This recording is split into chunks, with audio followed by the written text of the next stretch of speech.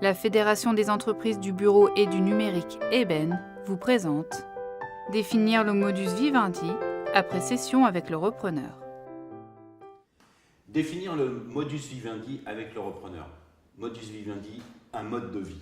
Un mode de vie, on a dans une session, dans une reprise d'entreprise, on a 4 acteurs.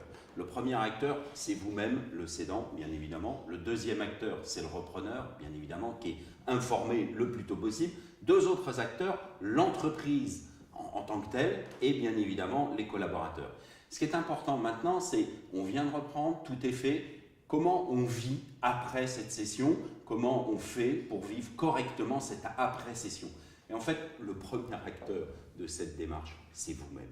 Il faut prendre un mode de vie vis-à-vis de vous-même. Il faut avoir une approche extrêmement claire. Il faut prendre conscience que la culture de votre entreprise va changer et qu'il va falloir l'abandonner pour qu'elle vive par elle-même, qu'elle vive le livre 2 de l'histoire de votre entreprise. Ce livre 2, il doit se vivre sans vous. Vous devez être présent qu'à la préface et pas à l'écriture des chapitres.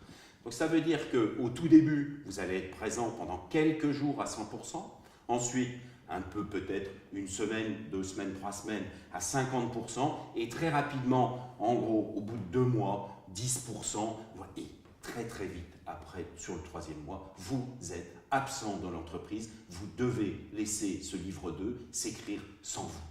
Alors, comment ça se passe? Ça veut dire qu'il va falloir prendre un accord avec votre repreneur, un modus vivendi, qui vous permette très rapidement, dans les 15 premiers jours, de prendre contact avec tous les partenaires. Très rapidement, votre agenda doit être plein.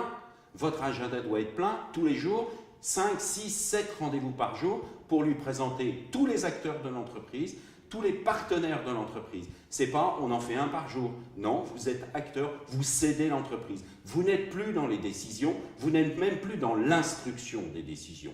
Ce qui veut dire que votre agenda est plein, vous ne faites pas autre chose que de céder. Vous êtes dans la préface du tome 2 de votre entreprise. Les choses doivent se faire vite, doivent se faire en profondeur.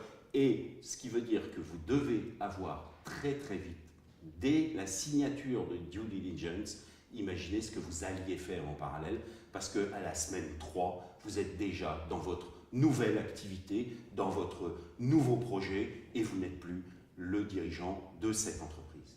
Voilà, il faut apprendre à céder, à lâcher prise.